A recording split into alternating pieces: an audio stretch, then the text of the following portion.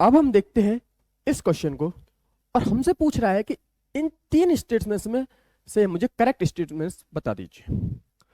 तो हम करना चालू करते हैं। तो करने से पहले मुझे ये पता होना चाहिए कि कॉन्सेप्ट क्या यूज हो रहा है। कॉन्सेप्ट यूज हो रहा है कि पहला मुझे क्या पता होना चाहिए, स्टेटमेंट वन में मुझे एंट्रोपी के बारे में जानकारी होनी चाहिए, एंट्रोपी के बारे में मुझे पता होना चाहिए।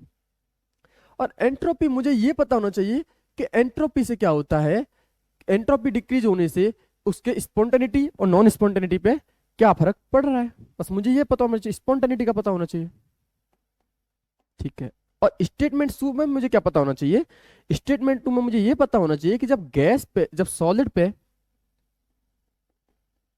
जब गैस आती है तो हमेशा हीट जो होती है वो रिलीज होती है। मुझे तीसरा ये पता होना चाहिए। और तीसरे स्टेटमेंट में मुझे ये पता होना चाहिए कि एंट्रोपी D2 और H2 की इसकी ज्यादा होती है। मतलब एंट्रोपी जो है वो वाइब्रेशन, वो ट्रांसलेशनल काइनेटिक के एनर्जी की डायरेक्टली प्रोपोर्शनल होती है। क्योंकि जो ज्यादा उथल पुथल करेगा उसकी ट्रांसलेशनल काइनेटिक एनर्जी ज्यादा होगी, उसकी एंट्रोपी ज्यादा होगी। ठीक है, करना स्टार्ट करते हैं। करना जब स्टार्ट करते हैं तो वो बोल रहा है AlC जब H2O में डाला जाता है तो उसकी एंट्रोपी डिक्रीज होती है, इसलिए वो नॉन स्पॉन्टेनियस है। ये कह रहा है कि AlCl3 को जब मैंने पानी में डाला तो एंट्रोपी डिक्रीज हुई। ऐसा बिल्कुल नहीं है। ऐसा क्यों नहीं है? ऐसा मैं बोलूंगा कि AlCl3 पहले टूटेगा किस में, वो टूटेगा Al+3 और 3Cl नेगेटिव में। मतलब इसके जो चार आयंस बने, पहले कितना था, एक था, और एक से कितने बन गए हमारे, चार बन गए। एक से जब हमारे चार बने तो एंट्रोपी तो बड़ी होगी। तो ये वाला स्टेटमेंट तो बिल्कुल ही गलत हो गया। और एंट्रोपी से स्पॉन्टेनिटी पे क्या फर्क पड़ता है, उसके लिए तो हमें डेल्टा एच का भी पता होना चाहिए था और टेम्परेचर का भी पता होना चाहिए था, तो इसलिए हम एंट्रोपी का बता सकते थे। इससे तो हम नहीं बता सकते बिल्कुल भी। अब हम चलते हैं स्टेटमेंट टू की तरफ। स्टेटमेंट टू बोल रहा है, स्टेटमेंट टू की तरफ जब मैं जाऊंगा तो स्टेटमेंट टू की तरफ जब जाऊंगा तो वो कह रहा है H2 gas is absorb on the surface of the palladium some amount of heat is released. बिल्कुल सही बात है कि जब कोई एक सॉलिड है, सॉलिड पे आप कोई गैस लेके आओगे, सॉलिड किसका है मेरे पास, पैलेडियम प्लेटिनियम निकल किसी का हो सकता है, पैलेडियम का है, और आप यहाँ पे क्या लेके आ रहे हो, आप यहाँ पे गैस लेके आ रहे हो और वो गैस का नाम क्या है, H2 है। तो वो बोल रहा है कि यहाँ से क्या होगा, हीट जो होगी वो रिलीज होगी। बिल्कुल होगी।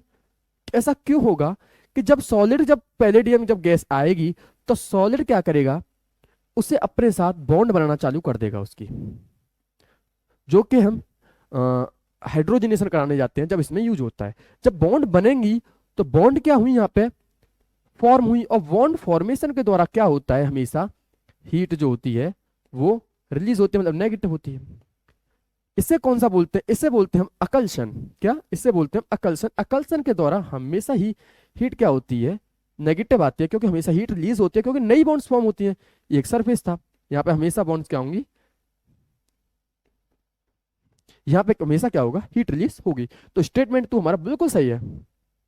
अब हम चलते हैं स्टेटमेंट थ्री की तरफ, और जब हम स्टेटमेंट थ्री को देखेंगे तो वो कह रहा है entropy of D2 is greater than H2।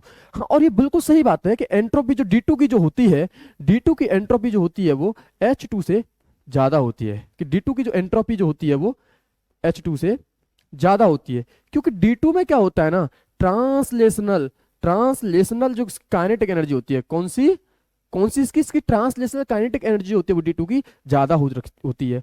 और मैं बोल चुका हूं वहां पे कि ट्रांसलेशनल काइनेटिक एनर्जी के डायरेक्टली एंट्रोपी प्रोपोर्शनल होती है, तो इसका मतलब एंट्रोपी भी ज्यादा होगी।